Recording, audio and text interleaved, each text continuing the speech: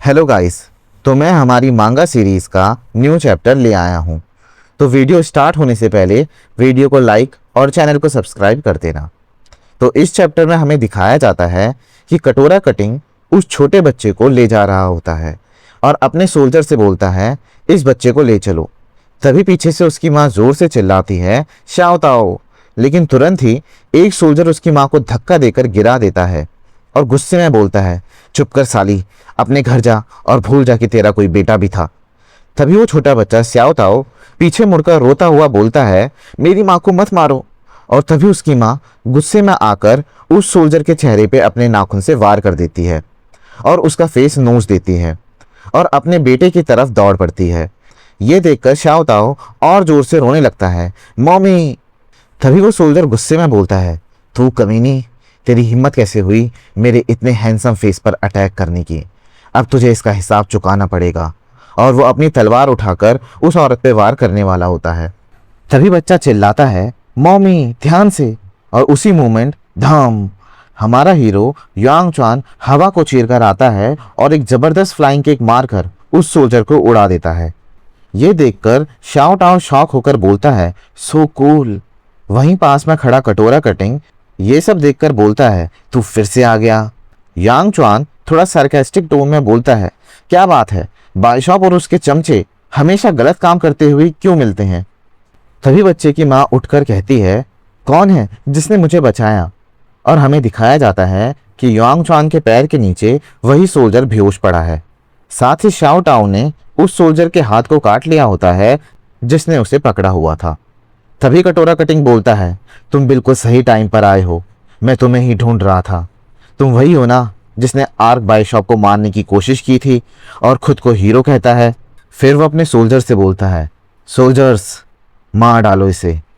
तभी यांग चुआन वहां खड़ा हंसने लगता है, जिसे देखकर बच्चे की माँ उसे वार्न करती है, ज़्यादा रेकलेस मत बनो, ये बहुत सारे लोग हैं। तभी सारे सोल्जर्स एक साथ यांग चुआन पर अटैक कर देते हैं, लेकिन यांग चुआन सब अटैक्स को डॉज करता हुआ एक सोल्जर के पेट पर पंच करता है, दूसरे के मुंह पर लात मारता है और फिर उसी सोल्जर को उठा के तीसरे पर फेंक देता है।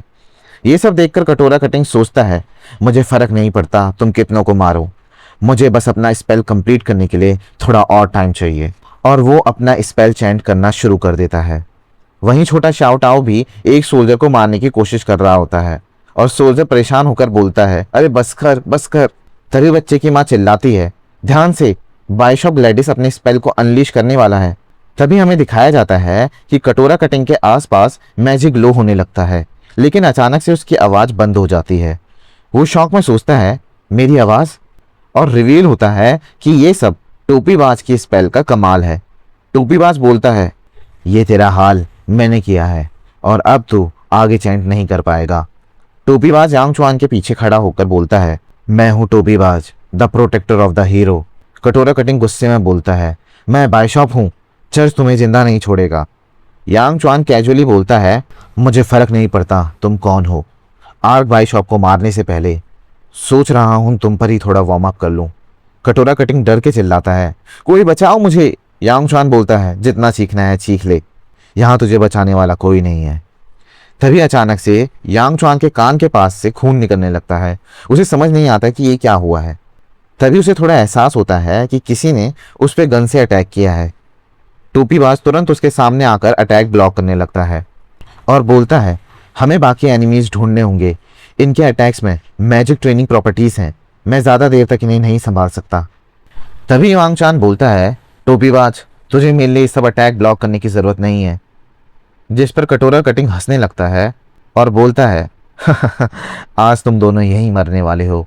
यांग चुआन उसका कॉलर पकड़ लेता है और कटोरा कटिंग बोलता है, थोड़ी देर और फिर तुम्हारा बैरियर टूट जाएगा और तब देखते हैं कौन बचाता है तुम्हें। यांग चुआन टोपीबाज को पीछे करता है और बोलता है, अबे तू अपनी सूखी सी बॉडी को पीछे कर। और कटोरा कटिंग को सामने शील्ड बना देता है। ये मोटी चर्बी का ढेर ज़्यादा अच्छी शील्ड बनेगा। तभी ऊपर से एंट्री होती है असासिन वैसिले की। वो बोलता है, अगर ये बाइशॉप ग्लैडिस हैं तो तुम इससे मुझे नीचे बुला सकते हो। यांग चुआन बोलता है, अबे बड़ी बड़ी बातें कर रहा है, तू तो बस एक आंख वाला काना है। जिस पर वैसिले गुस्सा होकर बोलता है, मैं तुम सबको मार दूंगा। और वो अटैक करना शुरू कर देता है। यांग चान टोपीबाज को उठाकर अटैक से बचता है। ये बुलेट्स हम तक आ रही हैं पर हम उस तक नहीं पहुंच पा रहे। जिस पर टोपीबाज बताता है इन बुलेट्स में मैजिक सर्कल है, अगर इसे तोड़ दिया जाए तब हम शायद जीत सकते हैं। फिर सिचुएशन और क्रिटिकल हो जाती है और टोपीबाज बताता है मैं सिर्फ 2 लोगों को टेलीपोर्ट कर सकता हूँ पर, और ये बोलकर वो अपनी उंगली उन माँ बेटों की तरफ करने लगता है और बोलता है जहाँ वो माँ और बेटे छुपकर बैठे होते हैं।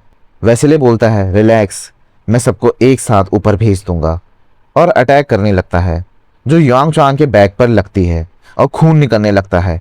टोपीबाज बोलता है हीरो मैं आपको वापस भेज सकता हूँ।